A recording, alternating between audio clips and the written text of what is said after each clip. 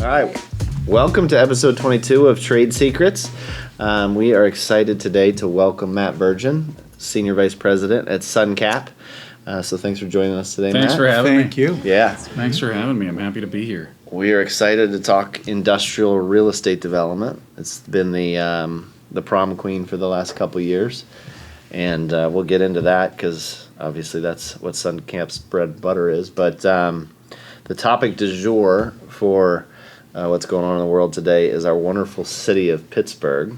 And the mayor's office in January deciding to increase the zoning review fees by 20x or 2,000%. Is it the zoning review fee? Zoning review fees. That's just it, zoning review. Yeah, and just to frame it before I let you chime in, since you do work all over the country, the project in question, the zoning review fee is $285,000. The exact same review fee in Columbus would be $565. In Atlanta, $1,700. Raleigh, $2,200. Philly, $2,600. I mean, think about that. It is $280,000 more in Pittsburgh than in Philadelphia for the exact same permit. For zoning review. Nashville, $8,500. Charlotte, $13,000. Portland, $50,000. And then on the actual permit fees for that exact same project in Pittsburgh, it'd be $665,000. And the next closest is Raleigh at $323,000. But I'm sorry, in Portland, $323,000. Columbus, permit, $50,000 for the same project. So, lots of data there, but you know, your experience doing work all over the country, and then thinking about your hometown, Pittsburgh, and this being on the front page of the paper on Monday. Yeah, look, it's a situation that, you know, for us and the kind of development we do, being in the city is probably not somewhere where we would have developed anyway. It's not going to keep SunCap from doing things in one place or another. But to be that out of line with the rest of the market, similarly sized cities actually that are all experiencing a much higher level of development than Pittsburgh is, and being much more cost effective. And the timing of it is just very, very difficult. You've got interest rates that have doubled since last year, and this is just one more piece of the capital stack that's now kind of out the window. Right. So I feel the developers in pain, especially the ones who are midstream or getting ready to submit, or were getting ready to submit right before it was instituted and hadn't calculated in their overall budgets yet. But I think if we want to continue to be competitive as a region, the city has to be competitive. And in this situation, it makes it uncompetitive, and it would give you enough information to do something completely different. Choose another place to build. Exactly. That's a stupid thing. Exactly. When you're looking at places to invest, it also sends a message too, right? Yeah, the opposite of the one that the office of the lieutenant governor gave 2 weeks ago. Like, don't you wish this article had come out prior to that event? Yeah. I mean, so be open for business in what way? For the city to make money off of people who want to do business here. I love Cayman. Not a great look. Right. Cayman says, you know, you can't do this, it's illegal, et cetera. And the city's pushback was that they needed to fund the review process. And just this permit alone is enough to cover the salaries of all the people in the review department. Well, and that's the other thing. I mean, the article that we're talking about, it says that the law currently states that any fees collected have to be directly associated with the permitting, like investigating the rezoning. It can't be used as like a revenue center. Right. But if they want to use those funds to make the process better and more efficient, seems like the process needs to get better and more efficient before they can legally charge those fees. Right. Otherwise, they're trying to fund a process that hasn't happened yet. Okay, so when they say this, you say zoning review. This is site plan review. Is that?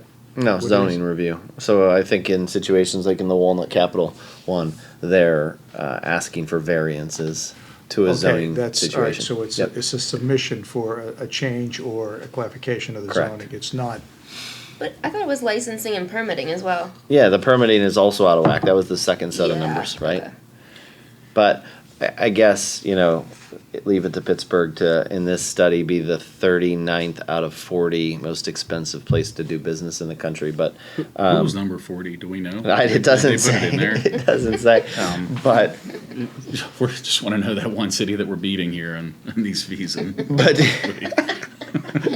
Send them a card with some flowers. Yeah, that's right. I mean, it really, it's kind of fascinating, and it's almost like I don't even know what to say because you just can't do anything other than shake your head. Well, I think that, as you said, if you're midstream, if the boat's in the water right now, you got to deal with it. But it will prevent other people from being here and saying, okay, I'm going to a different jurisdiction. I'm doing something different, because it just sends this message that we don't want your business. We don't want you to do this. We're making it harder for you. And that's just the first review. Never mind all the subsequent ones that are coming. I do think it's fascinating that NAOP and Brendan Mendoza choreographed, I think it was 9 different development companies went into the mayor's office last week. Developers are usually really good at arguing for their own causes. It's very rare where they're all on the same page. Yeah, we're a difficult group to unite. Right. There's no question about it, especially when we're competing with one another. And if you look at the list of the folks who were there, these are kind of bellwether, long-term City of Pittsburgh development companies. Yes. Mm-hmm. These are groups that have developed a lot of projects that have added significantly to the tax base and had broader economic impacts. Guys like Walnut and some of the other groups that are out there have delivered the space that is necessary to underpin our local economy with the types of companies that we constantly say that we want more of. Right. And it's I understand why they feel a bit snubbed. Yeah. It's self-harm. I mean, it's completely counterintuitive to what their best interests are. I don't understand it. I don't understand the reason why you would even consider it, and how it got to the point that they decided this is the number. Yeah, and I have a question, Matt, to that end. So there was mention also that the mayor's office put their foot down and said, we're not overturning that, but we're open to a discussion of maybe assessing that fee at a later period in the process. Does that have, it still hits the bottom, it still impacts the yield of the project, right? Or does that make a difference when it happens? Well, look, it's just another piece of the project that then becomes unknown. As a developer, what you're trying to do from the day you have an idea until the day you actually deliver a project is eliminate variables. And to have one hanging out there much longer than it has to be doesn't make a whole lot of sense.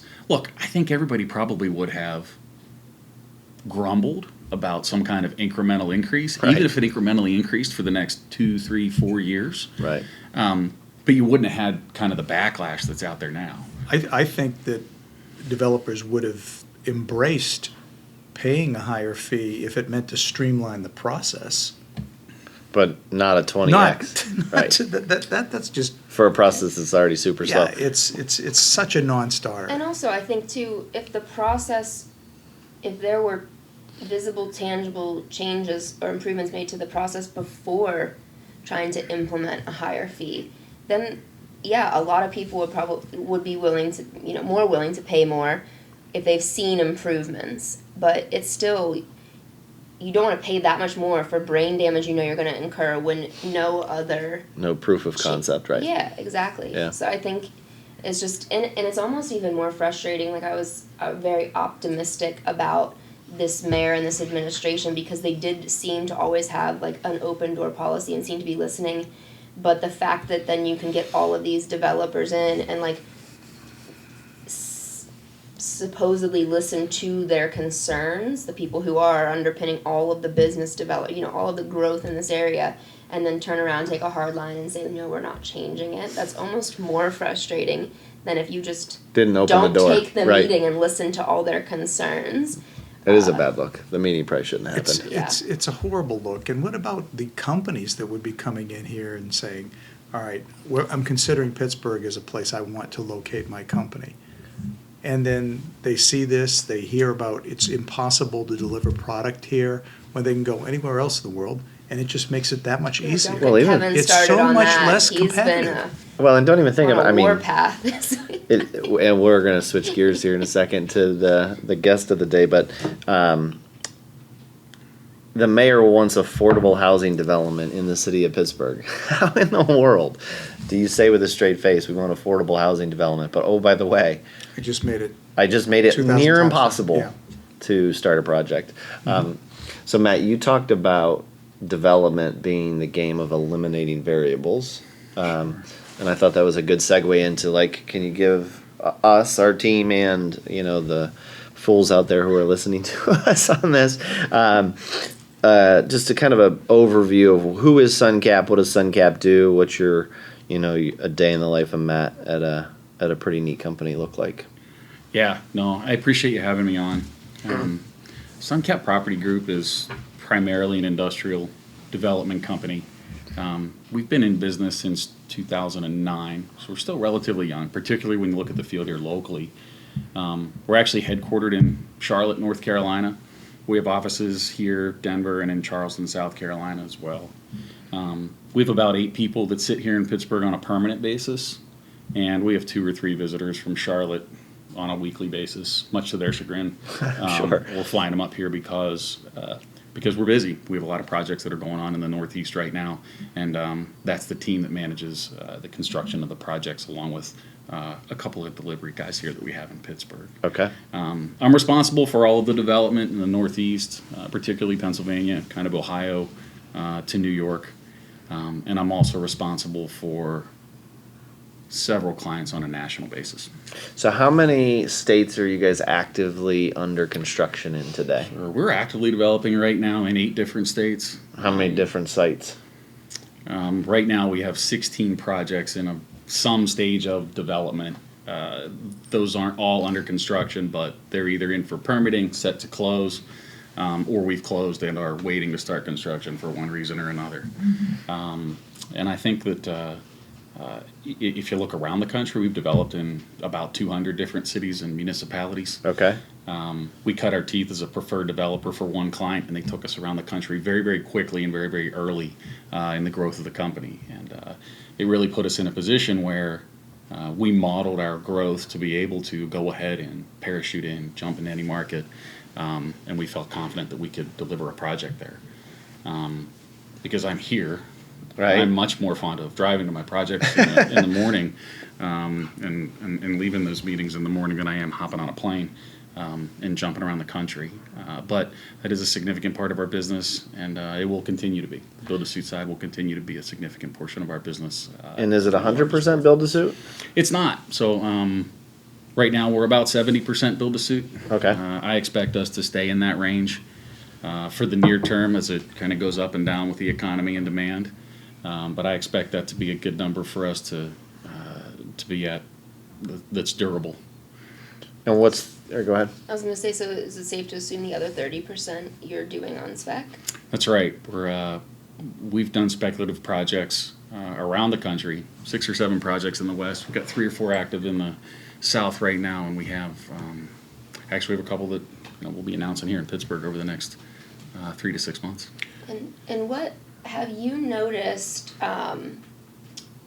Any difference in like any new trends or expectations as far as the inquiries or the interest that you're getting on those sites?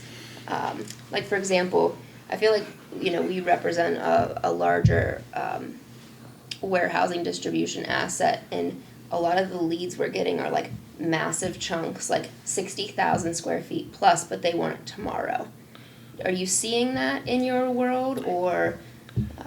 Yeah, we're continuing to see at this point in time in the markets that we're in, and there are markets that this is not happening quite at the same pace, but demand is continuing to outstrip supply, really in kind of all size categories, from relatively shallow bay space that's 40 to 70,000 square feet, and then 70,000 square feet to kind of 200. Then you move into kind of the bigger tenants. I did read a report from one of the bigger houses today where they did indicate that they're seeing demand wane in several markets. In those different size categories, or Demand in general. demand in general? Now, I'm not all that worried. The vacancy is going to shoot through the roof because with the increase in interest rates that began last year at about this time or a little before this time, there's going to be somewhat of a pause. Construction starts that began kind of a third or fourth quarter last year on the speculative side.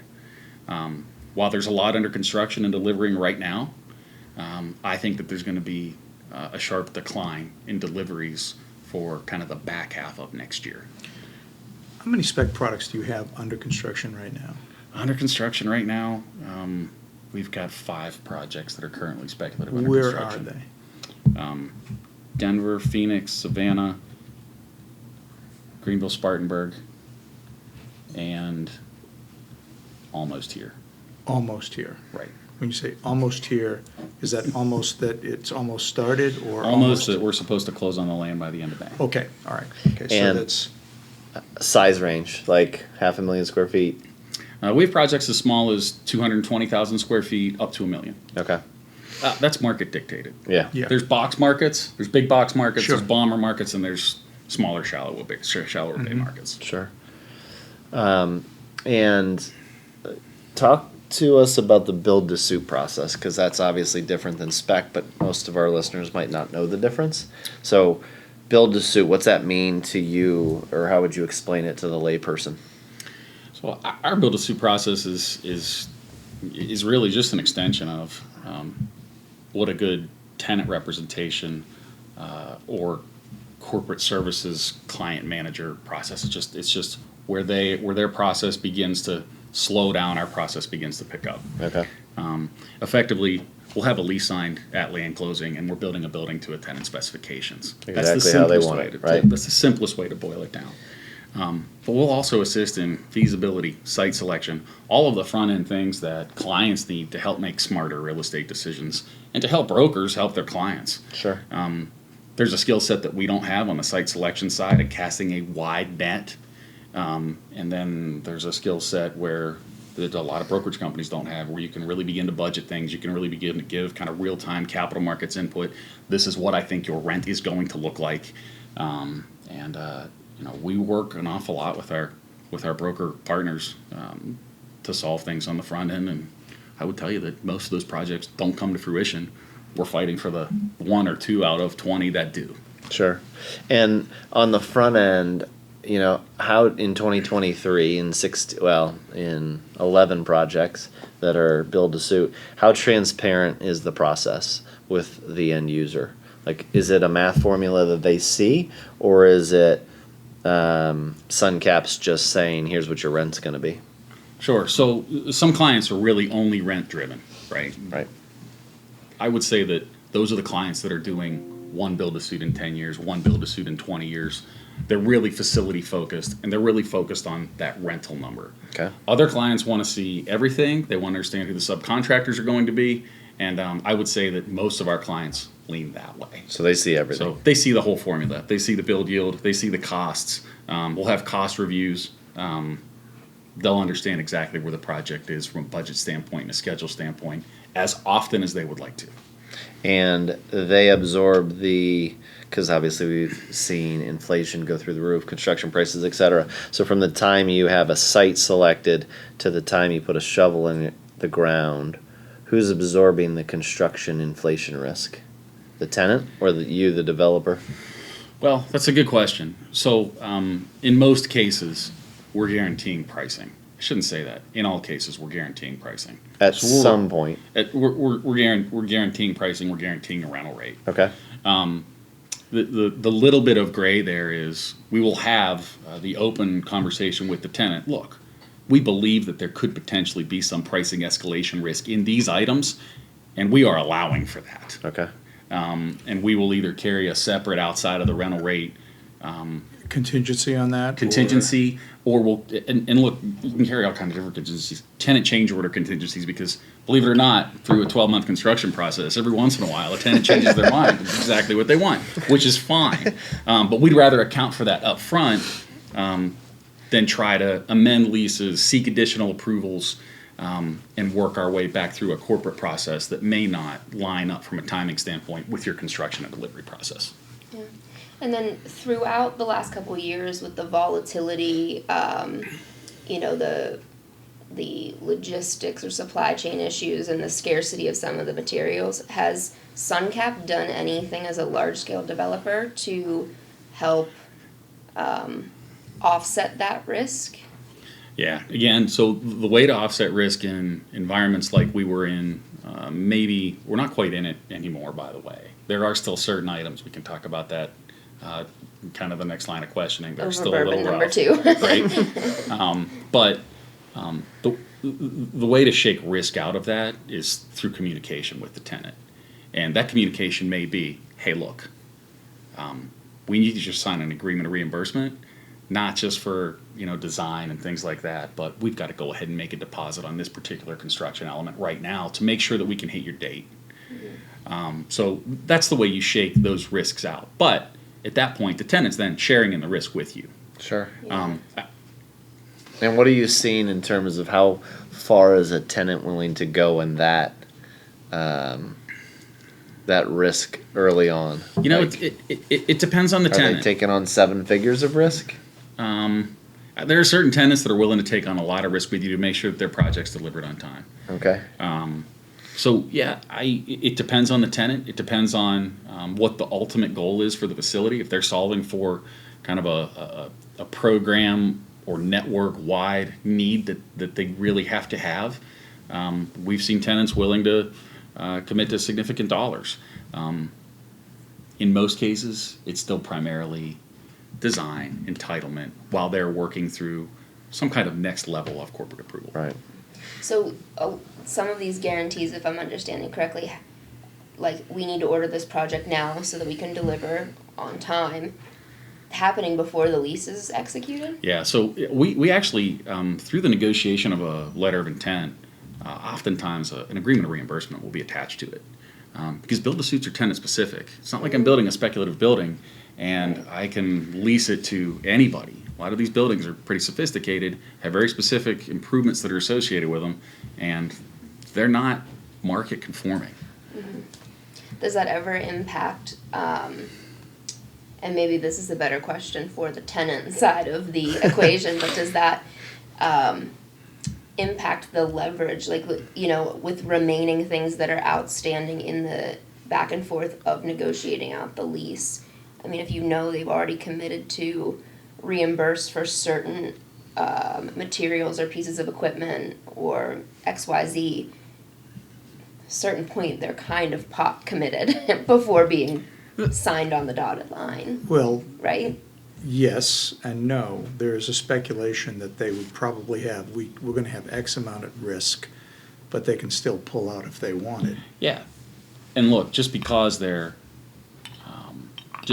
signing up to reimburse us for certain costs and they're just sunk costs and expenses to us. Mm-hmm. There's no money for us to be made until the lease is actually signed and we deliver the building, right? Yeah. So I think it's pretty neutral. It's pretty even. Yeah.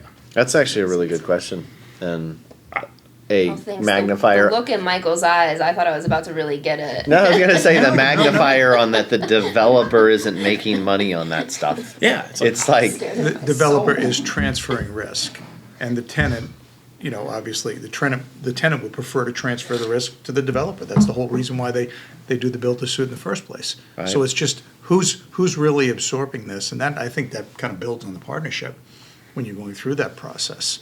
And you've been with SunCap now for 10 years? Not quite, since 2016. Okay. So in those 7 years, how different has the build-to-suit world gotten in sense of sophistication? I mean, I've got an opinion and a perspective, but I'm curious, you've lived it. And, fast forward to today, you've got these 11 projects compared to what 11 projects would have looked like in a sophistication perspective back then. It's interesting. Overall, right, there are certain clients and certain groups that are executing build-to-suits very, very regularly. Mm-hmm. They understand kind of every market. There's certain tenants out there that have as much purview into the goings-on in a build-to-suit as really maybe any developer does. And there's a lot of tenants that still need a ton of help. They need somebody to really work with them through the process. And these aren't just, mom and pop type tenants. These are tenants that just aren't used to going into space that was built for them. There's a higher degree of sophistication right now than there was maybe 6 or 7 years ago. Mm-hmm. At the same time, it's not this huge kind of dramatic swing. Okay. Tenants and users of real estate still need real estate people to go ahead and execute projects. Right. It's not the best use of their time. We look at what a lot of our tenants make, right? And kind of, their profit margins. Yeah, I was going to say on a margin basis. Yeah, on a margin basis. Then we look at what we make, and maybe we're in the wrong business, right? That's a fascinating thing. We've talked about it on one of the previous podcasts, like the decision to own or lease, and. I remember very early in my career, I had some mentors or associates who were like, the cost of the mortgage is X, so they should just buy the building. But the reality is, as you just pointed out, like these businesses are doing 20, 30, 40% margin. Mm-hmm. Why in the heck would they sink it into real estate and make single digit margins? So look, and we're certainly not opposed as a company to build to suit something to own for somebody. We go through that kind of process and that exercise. You spend all this time negotiating a lease with all these clauses, right of first offer, right of first refusal, option to purchase. Nobody ever does it. Nobody ever does it. But we're happy to go through the exercise in the event the stars line up and somebody decides that that's exactly what they want. What were you going to say? No, just he hit on that right there. They bake everything into the cake, and the reality is they just don't want to have the real estate on their books. They want somebody else to take that risk because their money's better spent someplace else. The yield is so much higher. Sure. Go ahead. I was just going to say, I don't know where we are on the time standpoint. We're good. Do you think that now he's back. the clients that are very sophisticated and very used to build-to-suits, is it simply because they understand it better, or they have a very difficult time finding the product that works for them perfectly in the markets that they expand to? Well, I think it's two things. I think that they may have difficulty finding it in the markets that they want to expand to. The other part of it is they are generally building a building that is ultra specific to their needs, so they're not going to find it in a speculative building. Mm-hmm. And what are the things that make it ultra specific? Because the common, person would drive by building A, building B, and building C and be like, whatever, it's the same exact building. Yeah, they all look like big concrete rectangles. They just look like big concrete rectangles. Sure. So, everybody has, from a specificity standpoint, everybody has different mezzanines. Everybody's got different requirements for their material handling equipment, or in some cases, they have a need because they're a distributor of extremely heavy things for cranes, and they need different floor loads. Whenever somebody makes a decision that I can't fit into a speculative building, tenants are pretty good about sorting out the reasons why. Oh, absolutely. And they're right. Okay. Most speculative buildings are kind of 32, 36, 40 feet on the ceiling height. We're building buildings higher than that. We're building buildings lower than that don't really fit into that kind of vanilla spec box. Okay. Yeah, and I don't know when the change was made when, at one point in time, 24-foot clear and probably 250,000 feet, that was considered to be a large building. But then they went into these buildings that just got that much larger, and then cube height got that much larger, and so that everything changed. They realized that we work differently, and then the equipment that goes into them and the material handling components of it, it's all over the place. Yeah, it's interesting. It's interesting when you're going ahead and you're executing a build-to-suit for somebody that, and they need to put their own things in there, right? Yeah. We've got people entering buildings 6 months before construction is scheduled to be complete, because they have to begin to put the infrastructure in for certain things that they may need specifically. And it is. But again, that goes back to it. It is a constant and ongoing relationship. You and I touched on it a little bit before we started here, between developer and tenant. There's always something, and being able to communicate exactly where you are in the process, and make sure you're lining it up with that person on the ground or that vendor on the ground that's going to be tenant specific that you don't really have control over, to make sure that he's taken care of as well, so that your tenant doesn't just get to occupy the building, Right. or have a certificate of occupancy for the building. Boom, it can go into production. It can be part of their system. It can be a useful asset to them. And then, so as you had mentioned earlier about kind of like the cyclical nature of this, and you think, you know, less projects start to come into production.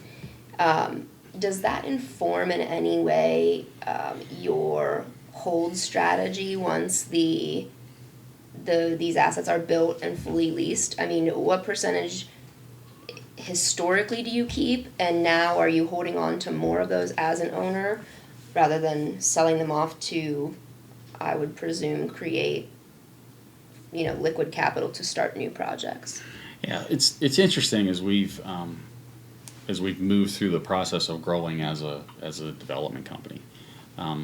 We really look at hold versus not hold.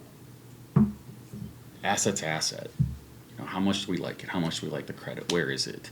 How large was it? Because you're right. At times you need to recycle equity. Right. So all of those things are made on a case by case basis. I would tell you there was a period of time where cap rates were just, you know, you're starting here with a cap rate on a building that you were building, and they were continuing to kind of fall, and it didn't make a whole lot of sense to hold on. There have also been assets where we've said, we like this. We want to keep it. It's in the right place. It's the right size. It's Just the right gives you tenant. warm fuzzies. Yeah, that's right. And is it science or is it warm and fuzzies? Like, that's a serious question. I'd love to tell you it was just scientific. Right? It's warm and I'd love to fuzzies. tell you it was just Those scientific. industrial but there's, developers have feelings too. You know, I'd love to tell you it was 100% scientific, and these are the metrics, and this is how we decide, and we stick to the plan every time. That's just Right. not really the case. Right. That is funny. So Learn something new every day. I'm assuming that it's also not scientific that the decision gets made to do something speculative, right? So you are chasing, I don't know how many different clients you have, but, you know, say there's 20 of them.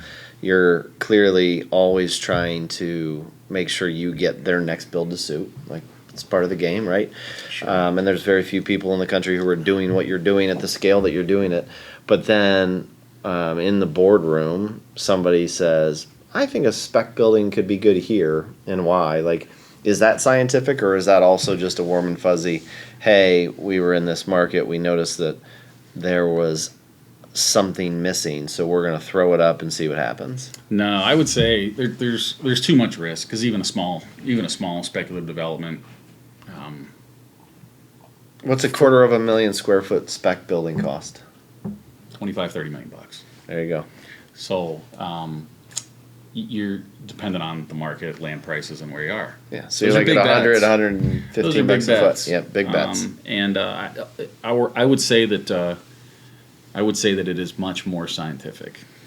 There's probably 12 to 18 months of kind of market underwriting Okay. that'll go into any given market before we really feel comfortable tying up a land site and moving forward with a speculative project there.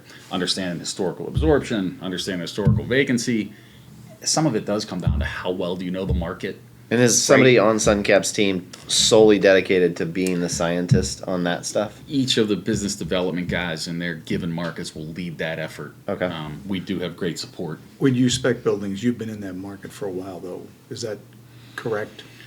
I Or would do you ever go in there blind? Yeah, so right now, all of our home markets that I listed Yeah. earlier are our speculative Your spec markets. markets, yeah. We do have speculative markets outside of those home markets, but really from a speculative standpoint, I think we're in 8 or 9 places right now. Okay, but even from a spec basis, though, you've been there for a while looking at what the Even if we market don't does. have an office in there, it's a Yeah, market that yeah. we're familiar It's with. some that you follow. Or the team leader has intimate knowledge of because he's worked there for a long time and he's delivered a lot of projects there. So, you know, spec is a place where we try to be careful and we try to pick our places.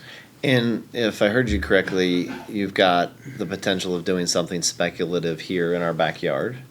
So I'm not going to ask any questions about where or what, but the why. Like, what about Pittsburgh or Western Pennsylvania has said, yeah, this is a place where we want to do something speculative? Like, what are you seeing that gets you excited about the region? So here's historically been the story in Pittsburgh, right? We never got to a place from an absorption standpoint that most markets, even the same size, did. Meaning we were way behind. We're way behind. Yeah. Pittsburgh had historically absorbed, if you go back, right, kind of to 14, 15, 16, 17, 18, 19 million square feet a year, so a new space. And when you look at the space that's currently out there, the space that's currently underdeveloped, it kind of delivered that much too. The market was pretty balanced. You had a couple of big build-to-suits with, the huge expansion of e-commerce kind of nationwide. You had a couple of big build-to-suits in there. But we think that Pittsburgh will continue along a predictable, albeit relatively modest, growth path. I also think that the space in Pittsburgh, from kind of an inventory stock standpoint, it's old. There's a lot of functionally obsolete space in Pittsburgh, and there's a lot of functionally obsolete space that gets a pretty good rent. Right. So I'm excited about the project. I think that if you look around at some of the other larger speculative developments that have happened, there have been some that maybe have had some hiccups. There have also been some that I view as being pretty successful projects, and we've had competition out there that's done a really nice job with certain ones. Yeah, and is the market telling you that, like, how far out do you think that can go in Pittsburgh? Because clearly we've got topography issues, we've got river and water issues, we've got soil issues. So from a layman's perspective, it seems that if it's going to be speculative and it's going to be of any scale, it's going to be relatively far away. Yeah, I don't know that that's necessarily true, but because here's what we're running into on a consistent basis around the country. Users are very, very focused on workforce. Okay. And if you can't get to a place where you have access to a stable workforce, I think it makes some industrial development difficult. So a lot of the places that are further out, where you can actually buy the land at a price point that makes build sense, at, right? makes sense to move whatever, 500,000 cubic yards for a 250,000 square foot building feels about right. There's a balance there. So finding those infill sites that can serve the population base and attract a good workforce is really what we're looking for. And on a speculative basis in Pittsburgh today, where do rents need to be in order to justify the project? Yeah, I think it depends who you ask. It looks to me like rents for Class A product have trended to kind of the mid 7s right now, and I would tell you that's if you couldn't make it work at market rents, you wouldn't go ahead and build spec. I do see some outliers there where rents have gone up. We did have a fair amount of year-over-year rental increase here from 2020 to 2021 and 2021 to 2022. I expect, like most places around the country, that may level a bit this year, but I'm still seeing it's probably a positive. It's probably a positive move up. Yeah, but compare that to some of the other markets you're in. I mean, we do work all over the country, and we've seen some wild rental rate year-over-year increases. We just got off a phone call today with a client who signed a lease in 2020, and I could tell that they think that lease has no risk to them. Right. I haven't read it yet, but I have a strong suspicion that they've got real rental rate risk. This is in a southern Florida market where, again, I haven't read the document yet, but my gut tells me they're going to be looking at like 100% rental rate risk, and it's only been 36 months since they signed the lease. Yeah, there's a number of markets around the country that we saw have double-digit or 20% or greater rental increase for a period of 2 or 3 years, which gets you to 60 to 100% increase. That's right. In 36 months. Yeah. And we all looked at each other and were wondering, okay, how much cost can the tenant can continue to absorb here, because construction costs went, kind of wild. Right. So your underwriting parameters changed dramatically on the cost side. It's like, are rents keeping up? In a lot of cases, you were like, yeah, it feels like it is. So it's a challenge right now for tenants that are renewing. And I only see the higher interest rate environment kind of continuing to put landlords in a position where they're going to be unwilling to retrench on rents. Yeah. I don't think it's going to be a tenant's market for a while. Yeah, it's interesting. So a lot of our work is in the PE space, and there's this perception that we're buying a business that's got a lease in place, we don't have any risk.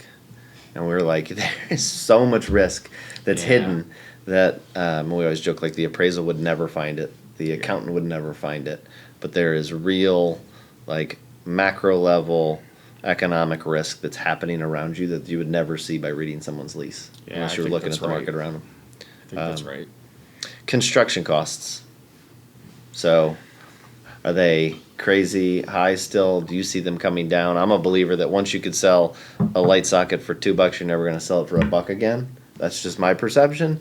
What are you guys seeing? We've actually seen we've seen a little bit of retreat in certain materials, certain building components. We've seen things come back a little bit. Like a couple percent or like meaningful? No, steel has come down meaningfully. Okay. And we've seen roofing retrench a little bit as well. Come down meaningfully from its high water mark, or come down meaningfully to where it was prior to that? No, we're never. I don't think we're ever going back. So it's gone up, but now it's giving you that feeling that it's a little bit better, but it's still higher than That's we were right. modeling before. That's right. Yeah. Well, all the models at this point have adjusted. Yeah. Right. Yep. So we are actually back to getting pricing from contractors and saying, oh, okay, this is actually a little better than we expected. Where for a long time it was, you're waiting, you're watching those bids come in and you're like, oh, I can't believe this. Oh, I can't believe this. We're not doing the project, right? Yeah. It's changed from that point, and the more important part for us, because again, costs are costs. You communicate Sure. what costs are. Uh-huh. Scheduling has become more reliable. Oh, okay, which right? is fantastic. And because everybody understands what the challenges were, it's easier to communicate. Look, switchgear is still this far out, and here's the temporary solution for it. It costs this much more. We have to wait this long. Mm-hmm. If you can give somebody here are the options Then instead of at least this isn't going to work. It's a Right. big problem. You're solving the problem for them. So getting contractors to actually bid on jobs that can actually deliver in reasonable timeframes, has that come back to some kind of normalcy or not? Yeah, I think it's on its way there. It's not there yet, though. It's close. Michael just wants you to paint him an ugly picture. No, It's I don't. close. I don't. No, I do. I just I want to get really depressed before I go up to Montreal next week for the SIOR conference. I want to find out. Because that'll be all roses and sunshine This and is real unicorns. time. This is real time, and it got haywire. It got really out of hand. That first of all, you couldn't say when something was going to deliver, but you really have to account for, if I go into the dirt at this particular time, I expect to deliver this product at this particular time. And that's what your tenants want. That's what you want. That's right. Certainly, that's what the lenders want. That's right. It's important to hit dates. Yeah. It's back to being predictable at this point. which That's is great. Yeah. which is really positive. It's really good to hear. So, as we wrap, unless you had another question, I was going to say we got 2 more things to cover, but go for it. go for it. No, No. go ahead. I'm just trying to obey the Yeah, we've time got, limits like- we tried to set. 5 minutes. Got Jesus. somebody in the background giving us the hook. So, since you probably haven't watched a lot of the episodes, we are going to put you on the spot about your trade secret. But before we get to that, we got to pass this back to Michael because we do need to talk about the bourbon. Okay, So, So wait, Oh. the trade Sketch of that. secret. yeah. Just a little. I'm an open book. That's great. Okay. So, Michael, do your thing. Okay, this is. Oh, he needs to put his glasses I gotta put my on. glasses on to read this. Okay, so this is a Tennessee whiskey from the Great Smoky Mountains, Junction 35. I liked it. I loved it. I like it a lot. I thought it feel was like very good. You went to this distillery. I when did you go went? to this distillery. We were down in Pigeon Forge for the Easter vacation with the family, and I had to sneak away with 2 of the 4 kids And and you took try them to some a bourbon. distillery. Yeah, they know how Dad rolls.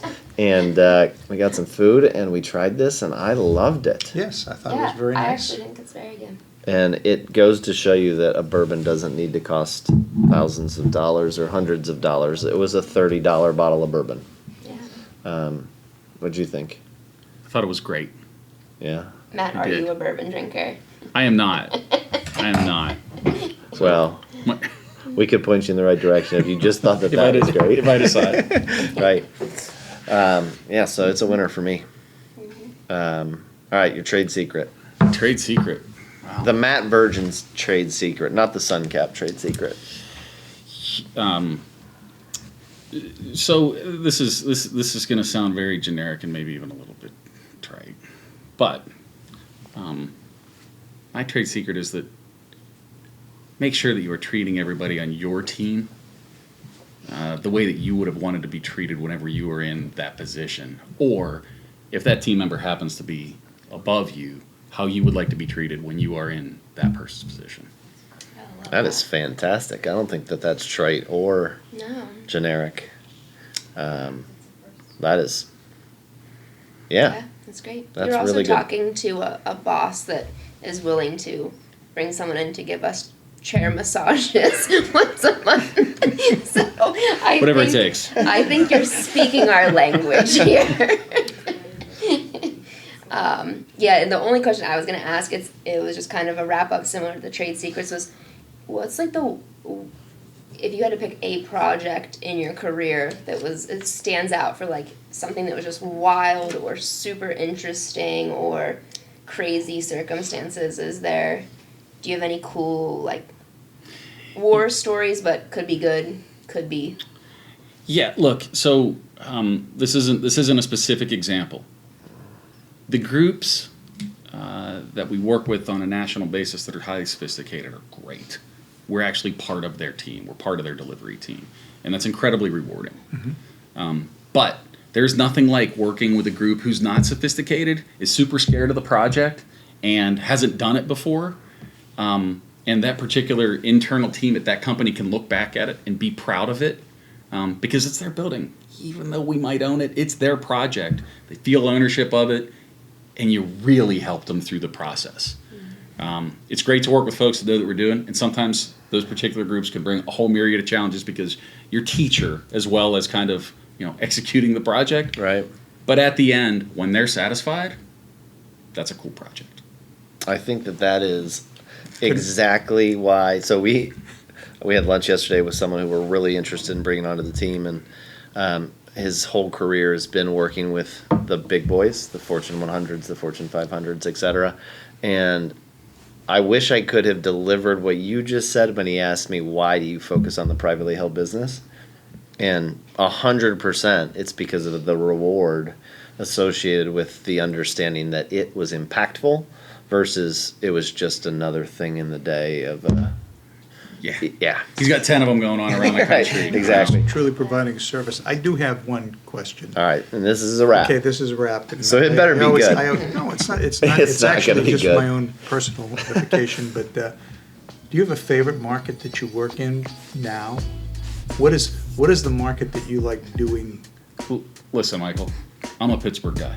You're a Pittsburgh guy. I'm a Pittsburgh guy. This is my market. It's my favorite market to work in. This is your favorite market. Yep, without a doubt. That is a great way to wrap. That is a great way to wrap. Yeah.